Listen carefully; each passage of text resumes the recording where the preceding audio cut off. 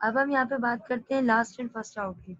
Last and first out में हम देख रहे हैं रिसेंट कॉस्ट आ रही है, क्योंकि जो सबसे आखिरी में खरीदा है वो सबसे पहले बेचेंगे। जो आखिरी में खरीदा है तो cost of goods sold recent cost पे बनेगी और एंडिंग इन्वेंट्री ओल्डेस्ट कॉस्ट पे। इसका मतलब अब जब हम एंडिंग इन्वेंट्री को कैलकुलेट करेंगे तो अब हम बिगनिंग इन्वेंट्री से स्टार्ट करेंगे। क्लियर? अब हम यहाँ पे एक और बार फिर रिमेंबर के बॉक्स को अच्छे से समझिएगा, अच्छे से ध्यान से। ऐसा ना हो कि रिमेंबर वाले टेबल को आप सही से ना पढ़ो और आपको समझ ही ना आए। Start with beginning inventory and then add other purchases until you reach the number of units in the ending inventory। अब शुरू कहाँ से करोगे एंडिंग इन्वेंट्री के लिए? बिगनिंग इन्वेंट्री से। टोटल कितने गुड्स सोल्ड करने हैं? 600। ठीक है, 1800 आपके पास टोटल यूनिट्स है, 600 आप सोल्ड कर चुके हो। इसका मतलब एंडिंग इन्वेंट्री आप 1200 शुरू से स्टार्ट करोगे, जितने बचेंगे 1200 में से वो आपने सोल्ड कर दी। तो बिगनिंग इन्वेंट्री के 1000 तो स्ट्रेट फॉरवर्ड आ गए। उसके बाद 3 जनवरी पे 300 आ रहा है, तो 300 एंडिंग इन्वेंट्री सिर्फ 1200 की है, तो यहाँ पे 3 जनवरी को सिर्फ और सिर्फ 200 यूनिट्स आप सोल्ड करोगे 5.3 पे। क्लियर? आई होप सो यहाँ पे आपको चीजें समझ आ रही होंगी।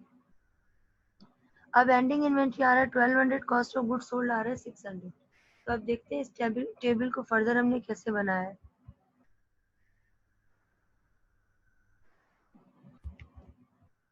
अब आपको यहाँ पे समझ आ रहा है बिगनिंग इन्वेंट्री 1000 रुपीज 5.25 स्टिल ऐसे कैसे डायरेक्टली एंडिंग इन्वेंट्री में बची हुई। अभी फर्दर हमारे पास 200 कम है, तो 200 में आपने देख लिया कि 300 आपने 5.3 में सोल्ड आउट किए, जिसमें से 100 आपके कॉस्ट ऑफ गुड सोल्ड में चले गए, रिमेनिंग 200 बचे वो आपके क्लोजिंग स्टॉक में आ गए।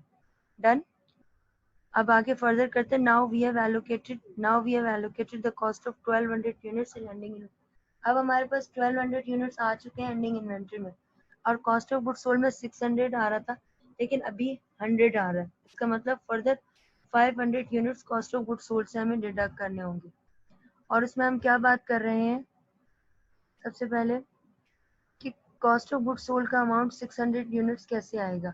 100 तो आपके वहां से स्ट्रेट फॉरवर्ड बच गए, रिमेनिंग आपके पास लास्ट एंड फर्स्ट आउट जो आपने गुड्स देखी थी, वो गुड्स कहाँ से सोल्ड होंगी? Last in first out. जो सबसे पहले आपने सबसे मतलब सबसे आखिरी में जो परचेज की थी उनको सबसे पहले सोल्ड आउट कर रहे हो। क्लियर? तो इसीलिए इनकी कॉस्ट ऑफ गुड सोल्ड आपको इस तरह से नजर आ रही है। आप देखें यूनिट्स पूरे हैं, कॉस्ट ऑफ गुड सोल्ड की यूनिट्स कंप्लीट है, 600 यूनिट्स आ गए, एंडिंग इन्वेंट्री के यूनिट्स कंप्लीट है, 200 यूनिट्स आ गए। डन। अब इन दोनों की कॉस्ट लिख लेते हैं एज पर जो भी कॉस्ट पर यूनिट कॉस्ट आगे लिखी गई, जो आ रही है उसको क्यूमुलेटिव करके आप देख रहे हैं।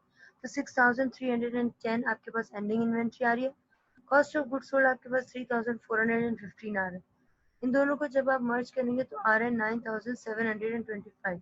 This is what last and first out method से goods available, cost of goods available for sale आ गया आपके पास 9725। डन। अब हमने यहाँ पे इनकी वैल्यूज लिख दी कि किस तरीके से एंडिंग इन्वेंट्री का अमाउंट आया था और किस तरीके से कॉस्ट ऑफ गुड्स सोल्ड का अमाउंट आया, ये हमने यहाँ पे क्वेश्चन मार्क पे वैल्यूज लिख दी। Accounting method can affect financial ratios. हम जो भी अकाउंटिंग मेथड करेंगे वो हमारे फाइनेंशियल रेशियोज को डेफिनेटली इफेक्ट करेगा, बहुत सिग्निफिकेंटली इफेक्ट करेगा फाइनेंशियल रेशियोज पे, क्योंकि जब आप कंसिस्टेंटली फॉलो नहीं करोगे तो जो सिस्टम चेंज होता है उसकी वजह से कॉस्ट पे इफेक्ट आ रहा होगा। क्लियर? अब हम आगे बात करते हैं। Remember that identical companies that uses different inventory method prefer लिखो। कुछ companies first in first out कर रहे होते हैं, कुछ companies last in first out कर रहे होते हैं। डिपेंड्स ऑन की कंडीशन के वो उस पर्टिकुलर ऑर्गेनाइजेशन को कोई इशू ना हो कि कौन सा मेथड अप्लाई हो रहा है। ठीक है, आई होप सो यहाँ पे, क्योंकि बार बार कॉस्ट ऑफ गुड सोल्ड की बार बार एंडिंग इन्वेंट्री की वैल्यू चेंज हो रही है, जिस तरह से मेथड चेंज हो रहा है तो उसके रिस्पेक्टिव से आपके पास तीनों मेथड की वैल्यूज डिफरेंट आ रही है। जब तीनों मेथड्स की वैल्यू डिफरेंट आती है तो आप जब फाइनेंशियल रेशियोज बनाओगे तो वो भी आपके डिफरेंट आ रहे होंगे। क्लियर?